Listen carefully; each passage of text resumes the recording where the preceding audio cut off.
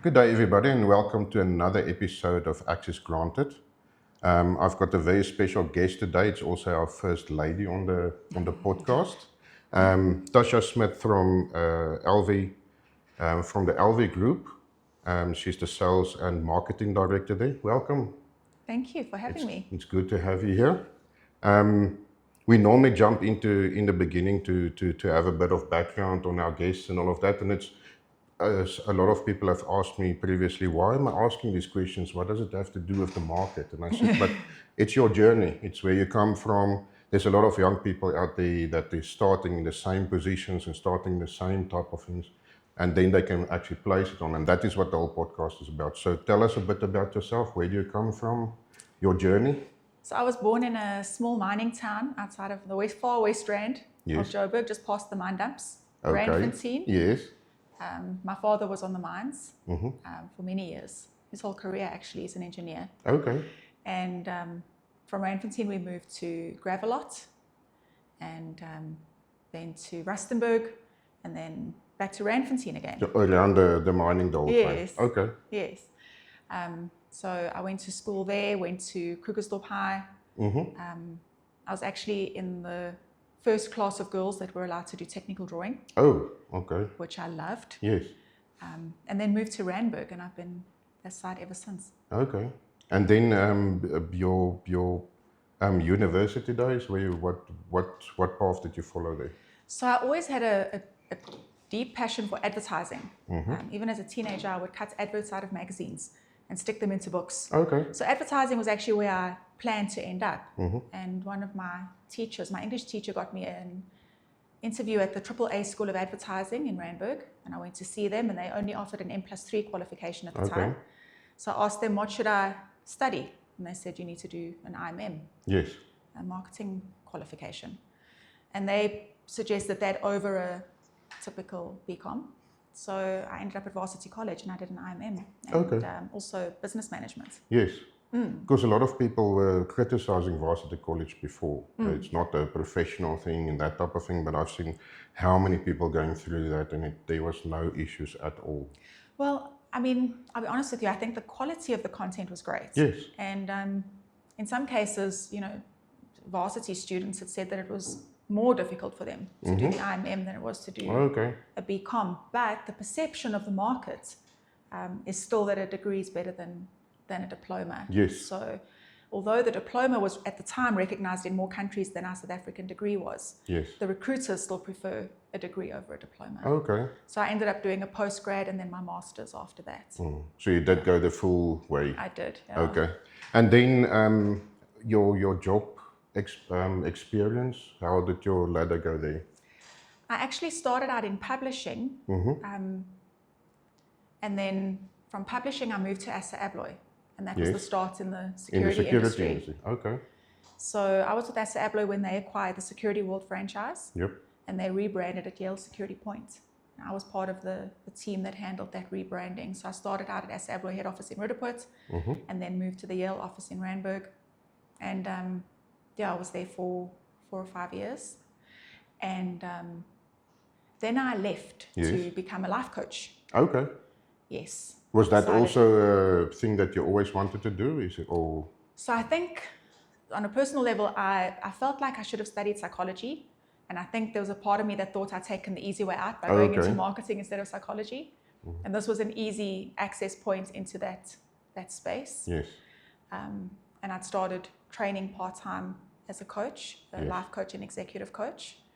And I left Assa Abloy and started my own business, and I coached for 2 years. And did you enjoy that, to be on your own, or was it a bit I loved the work. scary? Running my own business isn't for me. Okay, yes. I really admire people who run their own businesses. To do the work and then run a business at the same time is not easy. Of course. So I loved the work, and I still use a lot of what I've learned in terms of how I manage people. I still coach on occasion, given the opportunity, and I do a lot of the training that I do is I use a lot of my coaching skills in the training that I do, and my understanding of how people's mindset affects their behavior and their performance, and limiting beliefs, especially useful when you're talking to salespeople, how they get in their own way. So I went from coaching to Elvey, the first time round in 2010. And I took the marketing department and then their product management team as well. Yes. And then I was given an opportunity to move into Barlow World, into the capital equipment side of things. And I spent 4 years at Barlow World. Okay. Combine harvesters and forklifts. That's a total change. So the product's a total change, but it's also distribution. Yes, it's also industrial distribution. Okay. And we know whether it's a padlock or it's a alarm system or it's a forklift. The system stays the same. The process around it from a strategy point of view stays the same, and I can get excited about just about any product. Yes. And any brand if I'm invested in it. Of course, yeah. So from Barlow World, I spent some time consulting. So I spent 2 years consulting. Marketing specifically, I worked with a consulting firm that did a lot of business strategy, but found that the marketing in the businesses that they were dealing with was lacking. Yes. So they wanted somebody that could then offer the marketing consulting to those same clients. And I did some really interesting work there.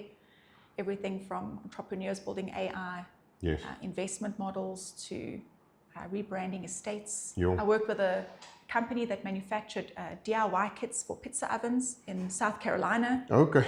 So a lot of really interesting work on the consulting side. But one of my first clients when I moved into consulting was Elvey. Okay. So actually part of my consulting portfolio was Elvey for the first 2 years. And 2 years in, they said, listen, we can't do this 3 days a week thing. We need you full time. And so January 2020, they employed me full time. Goodness. Just before COVID hit. Yes. And so I mean, a great time to be fully employed instead of consulting. I won't lie. Definitely, yes. A very big time. And yeah, I've been there ever since. Tell me, if you think back to a younger Tasha, what's the least obvious part of your journey that took you through all of this to become a sales and marketing director? I think that blip on the radar that was coaching, honestly. Okay. I think when it comes to managing people, when it comes to motivating teams, when it comes to understanding the human element of business, I think that stood me in very good stead. Yes. But a bit of a unexpected, of course, short left. I think it happens to a lot of people, obviously. Yes. You think you've got one direction and then all of a sudden faith take you to another place, eh? Yes. And we always end up back in security. Yes. Somehow. So the universe is telling you something. Yes. Tell me, then from all the hats that you had on from products, marketing, and now director, which one stretched you the most? Probably sales. Okay. Yeah, I'd say sales. So sales I picked up later on in my career, and by then I was really comfortable on the marketing and product side. And sales, having worked with salespeople for so many years, they always made it look like sales was a mystery. Yep. The greatest mystery. And I'd studied sales management and then really understood the link between results and activity. And then implemented a coaching plan with the team when I took them over in the beginning of 2021. I took over the sales team and they promoted me to director, and I ran a coaching process with them. And that was really, really rewarding.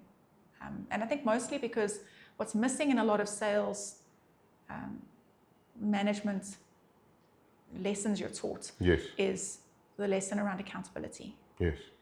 And what I already knew a lot about was making sure people's level of authority match their responsibility. So empower people to make the decisions you're holding them responsible for. But then also, if people commit to delivering on a certain result, hold them accountable.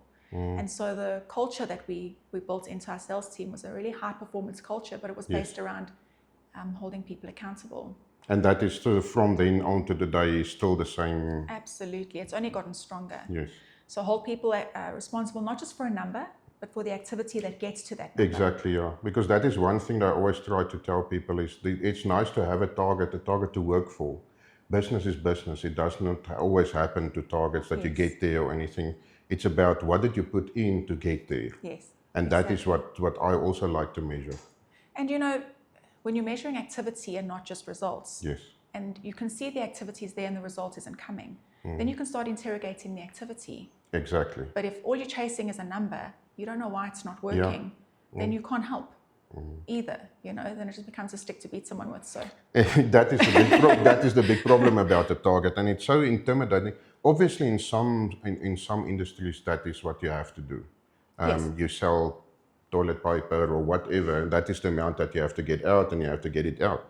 But I think in our type of market, there's a lot more factors playing a role in the needs and the wants and all of that out of the market from the end user side that will obviously influence it back, and you guys from the distributor back to us and down to that all plays one big role.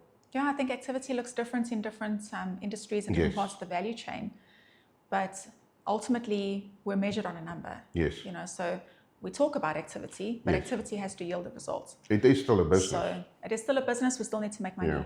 The big thing I think salespeople need to understand that it's not personal.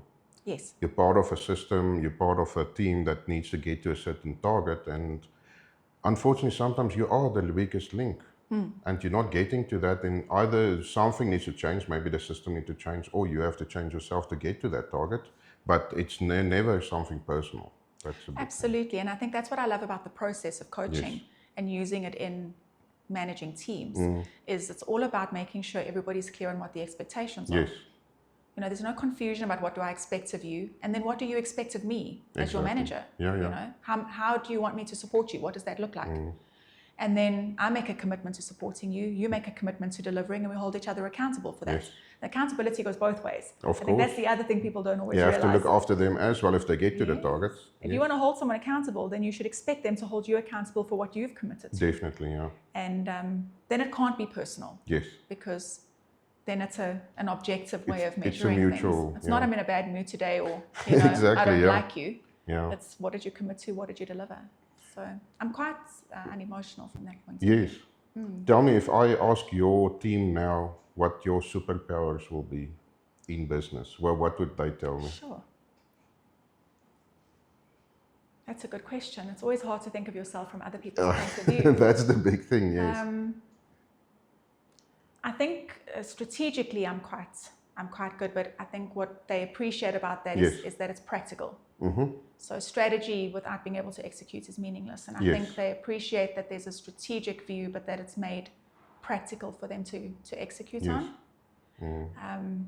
And then I like to think that they feel supported, genuinely supported, you know, both on a personal and professional level. It's more a mentor type of way that you're following your procedures than what it is like a boss. I'm very collaborative, and I understand that the people on the ground know what they're dealing with. You know, I can't tell them how to do what they do better than they know how to, you know.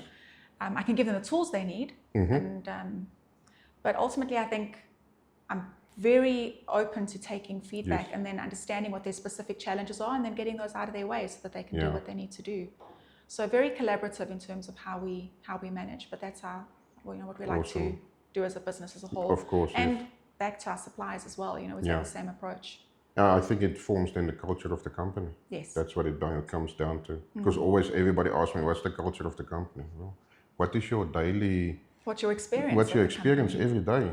Is people screaming at each other? Are you being held accountable for something or not? Or people just drifting down the river and go with the flow? So it makes a very big difference.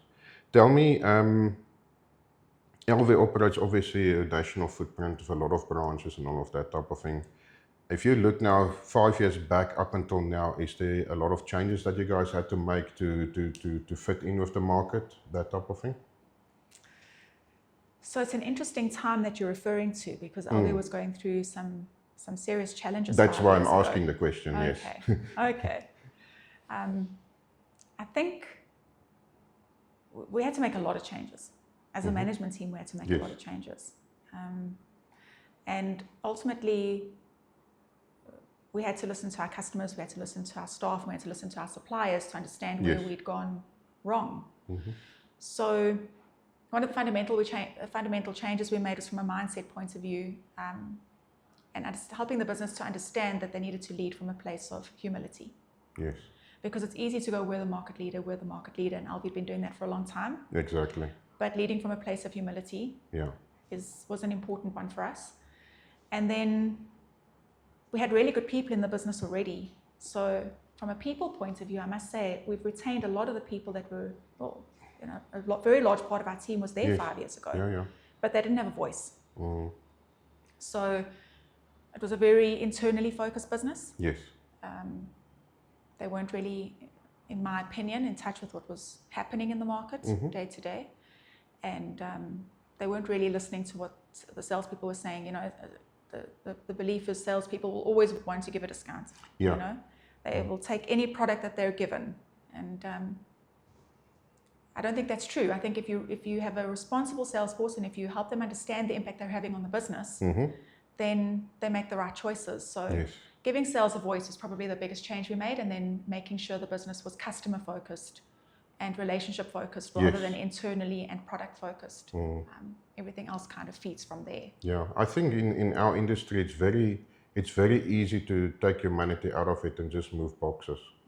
It's extremely, but the most successful companies like Elvey comes down to relationships, and you can immediately see that from the different points of view in the market, who's doing this, who's doing that, and you can immediately see when a company goes after the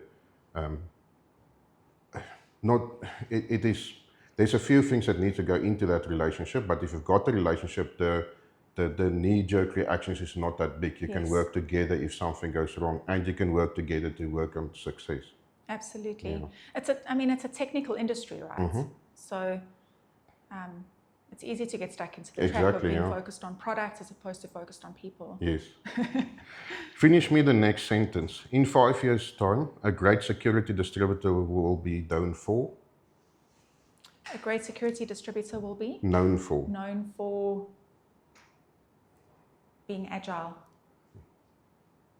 Okay. I think the thing that strikes me most about what's happened in the Yes. last few years is how unpredictable the market's become. Definitely, yeah. And I think what a lot of people don't know about distribution is how incredibly complex it is. Yes. It sounds like it's just moving boxes, but you're managing relationships with so many suppliers and so many customers simultaneously. Yes. And there's so many dynamics at play. You know, a customer acquires another customer, the whole dynamic shifts. Yep. Someone new acquires a supplier, the whole dynamic shifts, you know. So needing to think on your feet and needing to be agile and adapt quickly to the changes in the market might sound cliche, but I think if you're able to do that, then it spills over into lots of other Yes. areas of how you run your business. So If you can summarize the South African market, the security market that we have now in one slide, what will be the main points in that slide if we're looking at our market?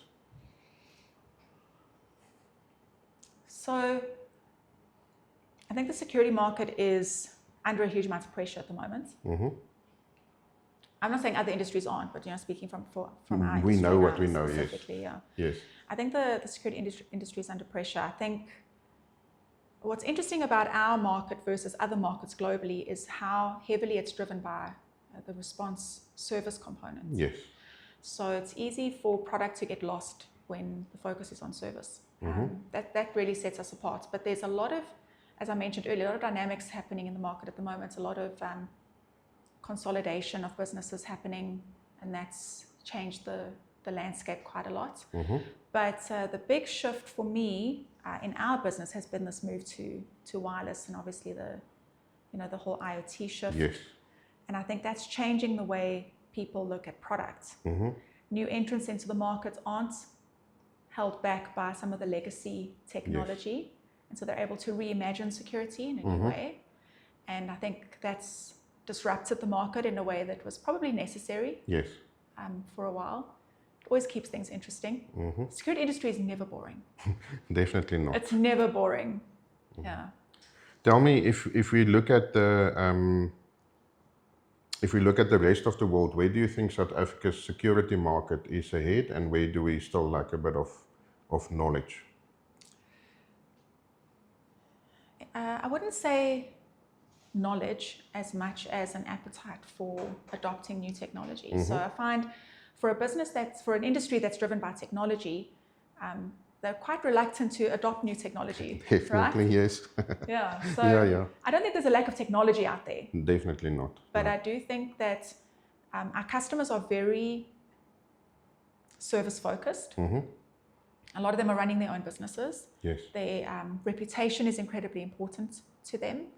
And especially when they're running response, they can't afford to put product in that doesn't respond the way they expect it to. Of course. So they find product they trust and that works for them, and they stick with it. So, you know, I understand why that works for their business. Yes. I don't think there's a lack of technology or a lack of understanding. I think it's more wanting to keep a sense of stability in their business by not creating too many variables. Exactly, yeah. Where I think we're ahead is we use products in incredibly harsh conditions. Definitely, yes. You know, Yeah, we always say to people, if you want to know if it works, send it to South Africa first. That's exactly what our guys are saying to me the whole time. They always look at me first, and then Europe will adopt it, and then the other guys. So yeah. I know where that comes from. I mean, we find the most inventive ways to use products. Yes. But I think that's one place we're ahead. If it works here, it'll work. Yes. It'll work anywhere. Definitely, yeah. And security is obviously a huge concern for South Africans. That is the big thing, you know, because our CEO from America had an interview the other day, and they were asking him, why is biometrics not so popular in America? And it's totally different. Our markets and their markets are totally different. They still use cards, they like mobile credentials and that type of thing. We like security. The more we can get locked down or whatever, wherever we are, the better for us. So I think it's also, it is area driven. Yes. Yeah. I had a body cam supplier who came to South Africa from Europe, and I took him to a couple of the guarding companies to get a feel for what the market was like.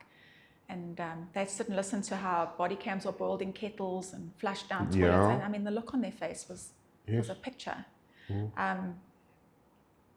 So, yeah, very particular industry, I think, in South Africa, as compared to some other places in the world, and helping them understand. You know, I personally can't put a video doorbell outside my house because it will be stolen off the wall. Exactly. And you can see it doesn't even occur to them, where in other places in the world it would just never happen. So.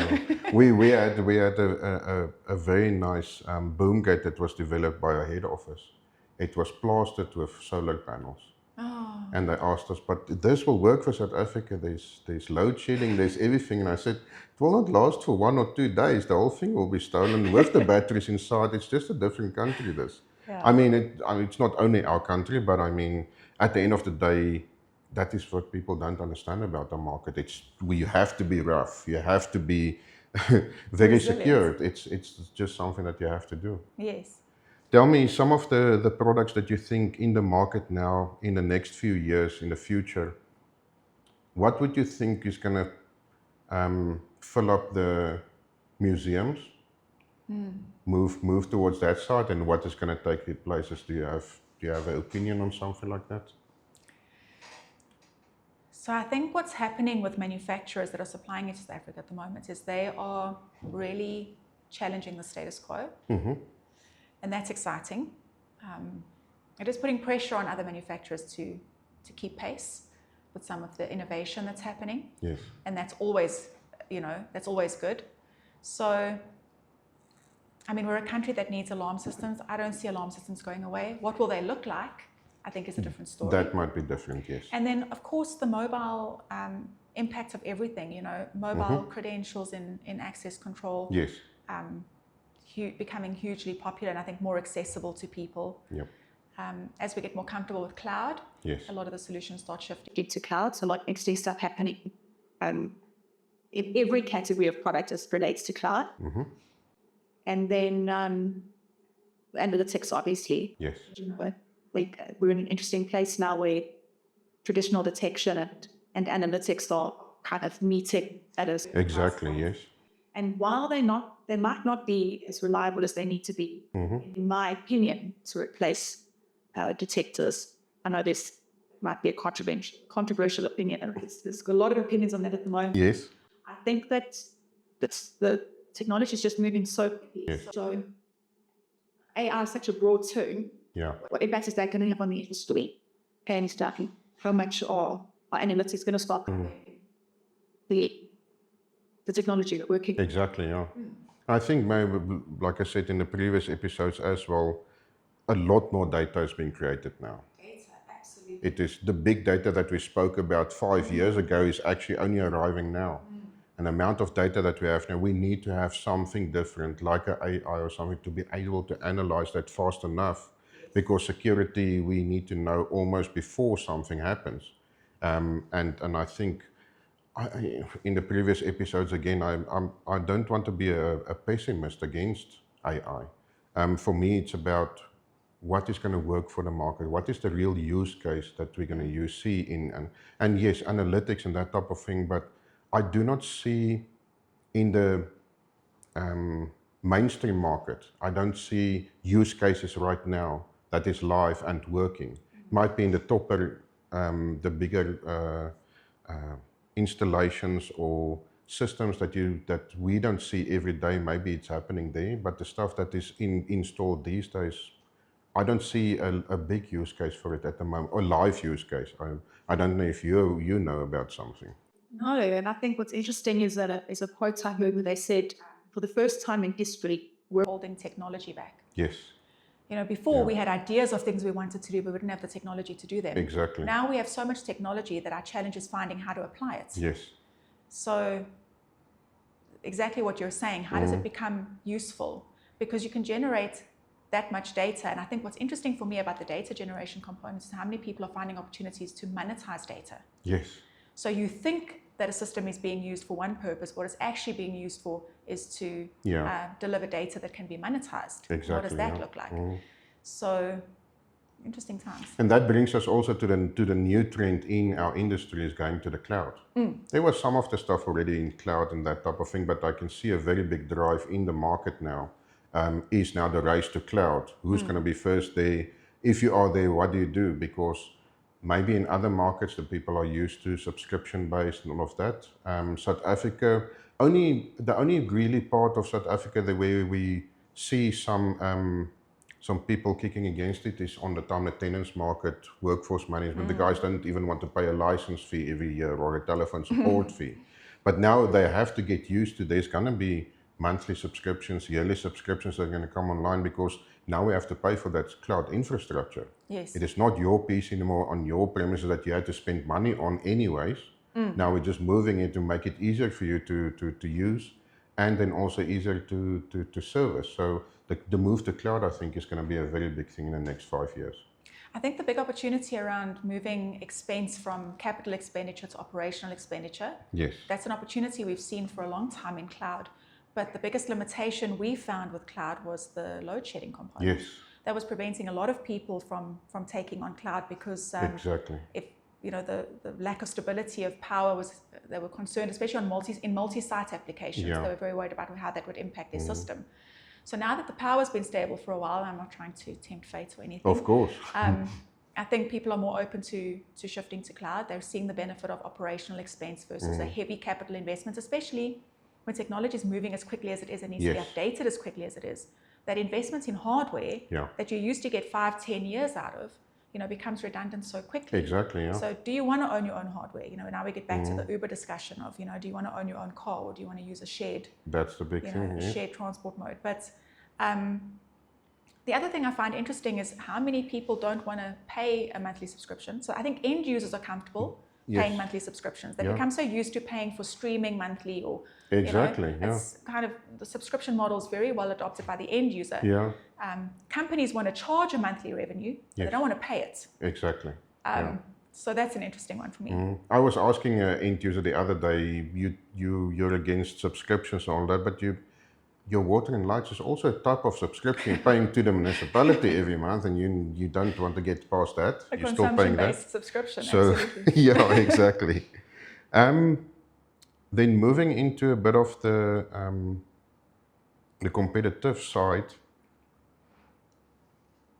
in South Africa, we do not see that a lot of collaboration between distributors. In the back end, yes, everybody buys something from everybody depending on what everybody stocks and that type of thing. It doesn't help to stock everything yourself at the end of the day, or reinventing the wheel. Why do you think in South Africa we have such an issue with the distributors just working together with each other? So I think it's an interesting question. So being part of ESTA, I'm been asking myself the same question. It's a highly competitive market. Yes.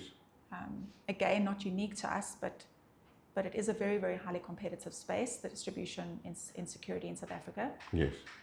And I think we also have to be very conscious of the anti-competitive component of working too closely with other distributors. So I think there's a balance to be found there,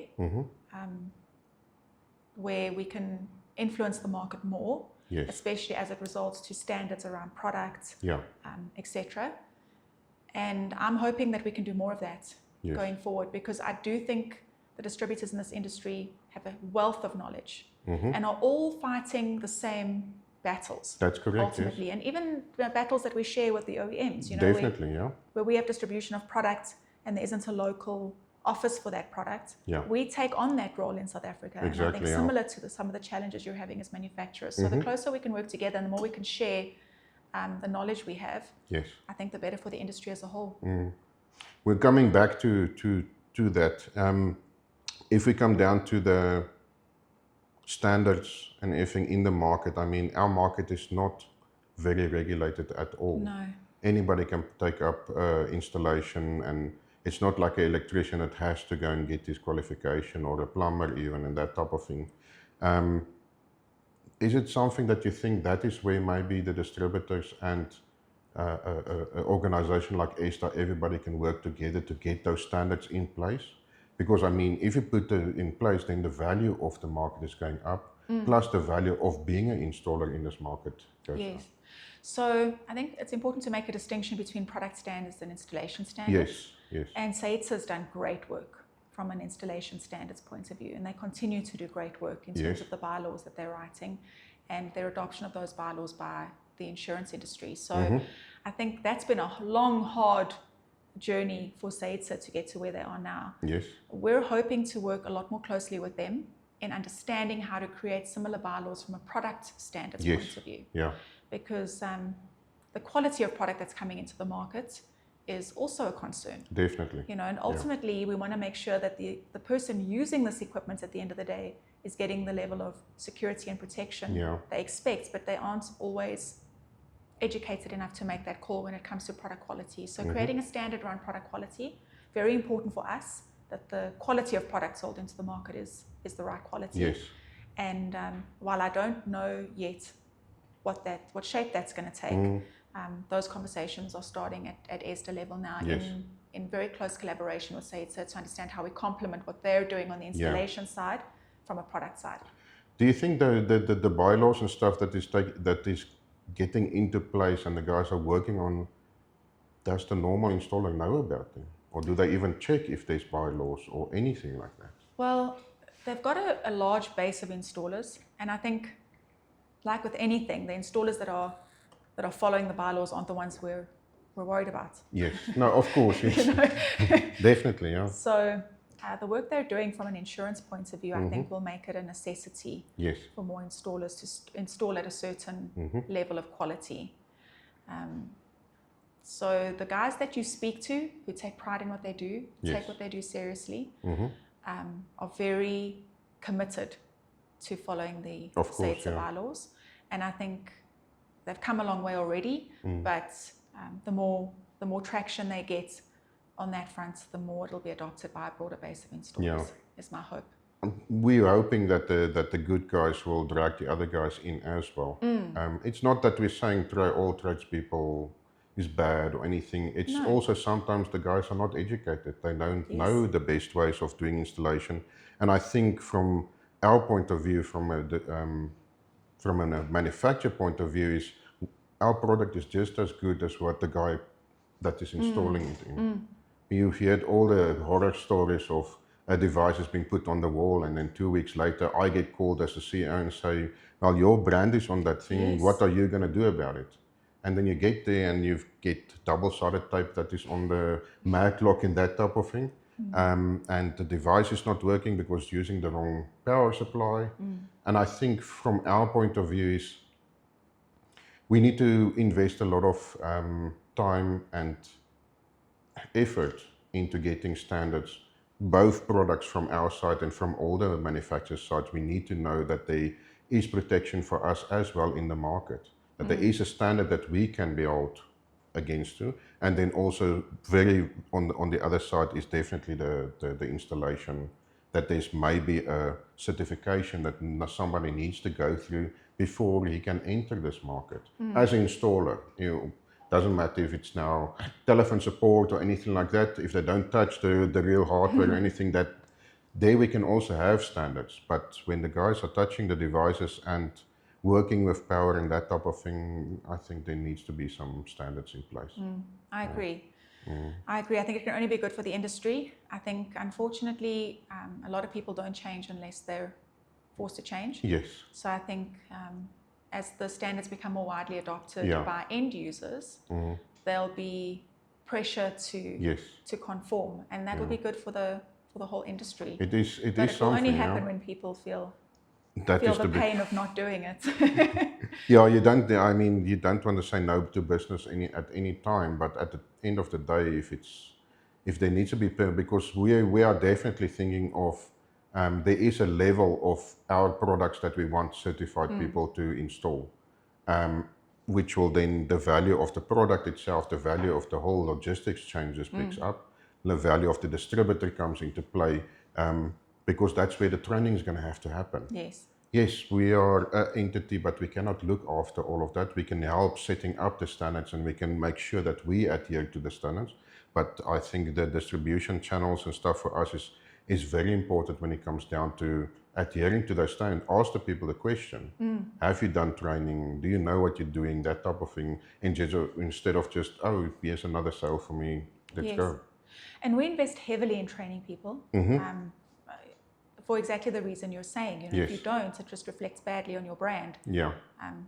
People assume it's the product that's failing and not the installation. Exactly. So that's important. We do a lot of work at end user level in getting products specified, and then writing standards for the installation of that product, and then providing the certified training that they need to be able to install for those end users. And for exactly the reason you're saying, you need to know that once that installation's done, it's going to work. Definitely. Give the end user the result they want. And so they're enforcing the certification at that level. Yeah. And that's been helpful. We can also see a lot more crackdown on the customs side, where they are asking for the ICASA certificates, especially for IoT products these days. Because there's a lot of IoT products that has got to do with high power, of 220 volt, that you asking a normal resident to put into his wall. Sometimes he does his own installations. We see they're asking for the LOAs, they're asking for the ICASA certification, and all of that certificates. At least then they are stopping a lot of the well, we don't know if this will be able to ever stop everything, but at least you can see apart from the customs and the government side, where they're starting to look after the safety of the company. We're seeing the same thing. Yeah. Tell me, if we're looking at the security market at the moment, and also from your portfolio at the ESTA side, if you had a wand that you can wave and fix something in the security industry, what will that be?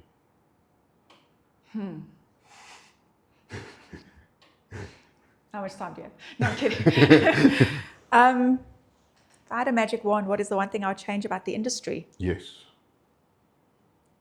Something that the people need to understand that needs to happen for this industry to run smoothly.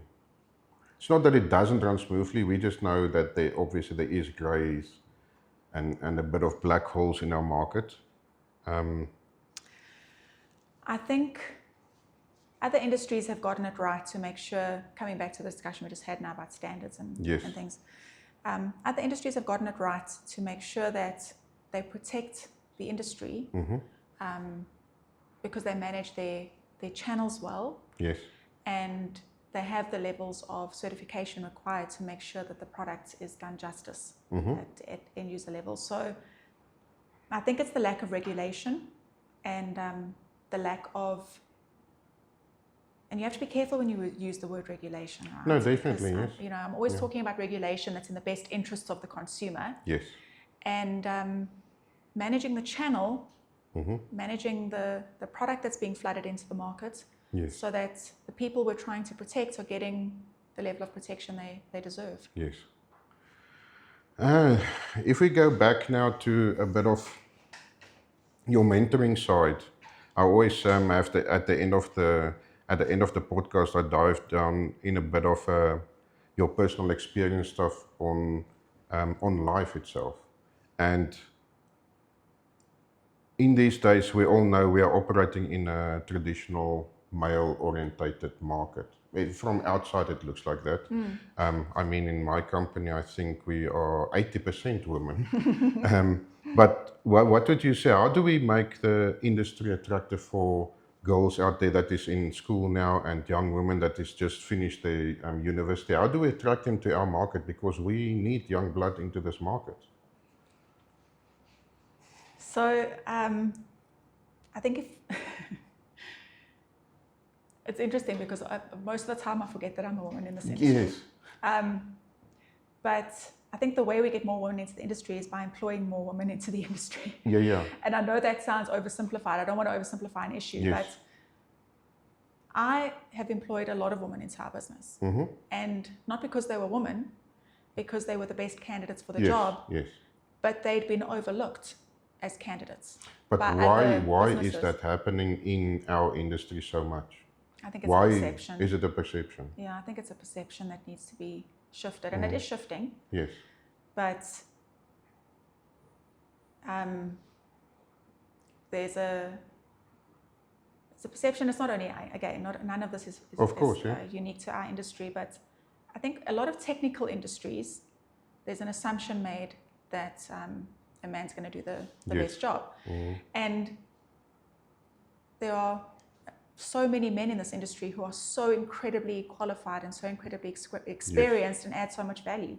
I think what I've found is these rare gems where women have been in the industrial space for a long time and have a huge amount of experience and a huge amount of knowledge and can add a huge amount of value, but may have been discounted from the process during the recruitment phase because an assumption was made that it might not be someone else could do a better job. So I know the market has been doing much better now, but you still, unfortunately, the perception is staying there the whole time. Yes. And I think probably the answer is looking out out there, start employing women. Well, if they get the best qualification person, obviously in the position that you're looking for, but don't overlook a lady just because it's a lady. Yeah, I think that's key. Always hire the best person for the job. Hire the person who is going to do the best job. Yes. Don't make assumptions about who that person might be. Yeah. Based on not just gender, but age, race, any other kind of demographic. Exactly. Yeah. Because there are so many incredible people, and not the people I've hired into the industry have come from adjacent industries. That's correct. Yes. That just have been overlooked and are real diamonds. Hey, there's real diamonds out there. If we can just put our own perceptions of what the right person looks like, yes. we can get rid of that image in our minds, put it one side, and then evaluate candidates on a purely objective level. Yes. I think there's so many incredible people out there that are available and eager to do a great job. So there are a lot of women who are very technically minded, women who are ending up in a technical space. Yeah. I don't know how many people kind of left school and said, I really want to be in the security industry. No. But we're more in a technology industry than a security industry. That is the big thing, I think, is the total difference that the young people need to understand. This is technology. And technology. We also have developers, we also have AI, we also have all of the stuff that looks blingy out there. This market has even got more than that. And I think there's a lot of exciting stuff happening in the industry at the moment from a technology point of view. So anyone interested in technology, it's an exciting space to be. Definitely, yes. Not leading from a technology point of view, but in terms of practical application of technology, I think there's a lot of exciting stuff happening. So how do we attract more women into the industry? Employ more women. Yes. It's straightforward. If they're the right people for the job. Yeah. Because I'm not looking to start a campaign, and of course. I'm not someone who takes a particular platform. Like I say, half the time I forget that I am a woman. But that is the big thing, yes. That's been my experience. Some of the best appointments I've made have been people I would have least expected. Definitely, yes. But what would your advice be to the people that is overlooked? Because that's an interesting we were question. all in this. I mean, we were all in this boat before. What do you think we need to tell those guys? That's a really interesting question. Because we see it almost every day on LinkedIn. The guy says, I've been to 64 or 150 interviews and I'm just not getting there. I mean, a lot of the guys need to understand life is not easy. It's not easy to get a job. So for some people, it's very easy to just walk in. Oh, there's first interview in. That is not how it always works. I must say that the biggest opportunities I've been given because I've excelled at what I'm doing now. Yes.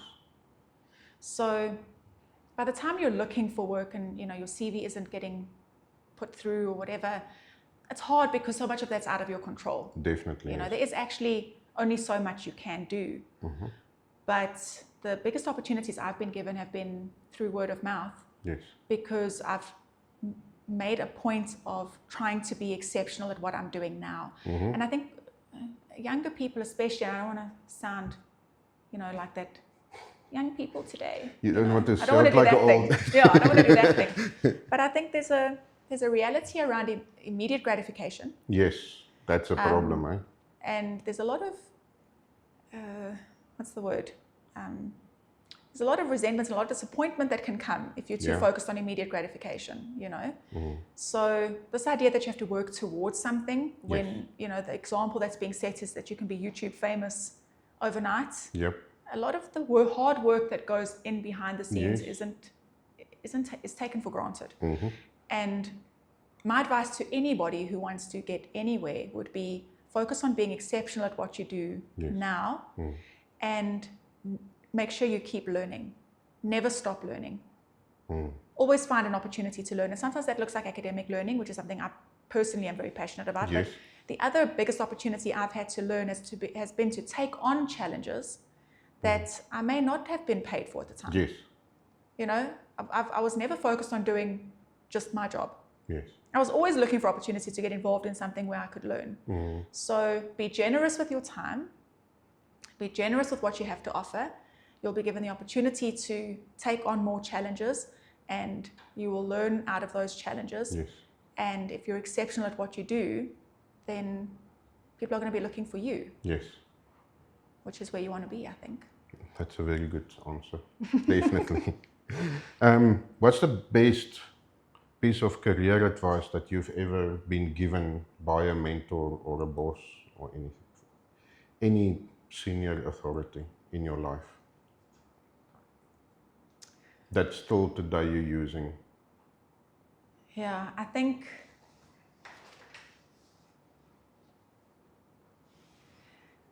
something that stayed with me, someone said it to me in my early 20s, they said, don't let perfect stand in the way of better.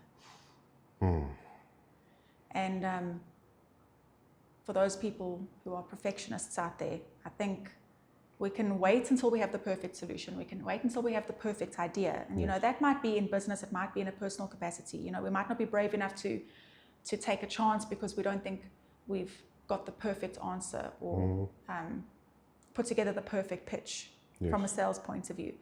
But I think the best advice for me was that, and what came out of it was the understanding that sometimes you just need to start. And there's a lot of projects I would never have started if I'd known what it was going to look like to have to complete them. Yes. I would have completely talked myself out of it. You know what I mean? So my default now is don't overthink it. Just start. And then once you've started, the only way out is through. Yes. And you'll always be glad you did. Whether it comes to the right end or not, whether you achieve what you set out to achieve at the beginning or not, the end solution might look very different to what you thought it would look like at the beginning, but you're never going to know that until you start. Yeah. And you'll always learn something in the process. If you fail, you still learn. You either win or you learn. Exactly. And on those wise words, I would like to thank Tasha for your time. Thank you. And for all of your insights. I think it was very exciting to have you here. And we'll definitely get you back. And maybe also some of the other members of ESTA and the other organizations as well, so we can have maybe like a round table and talk together or on what can be done with the security.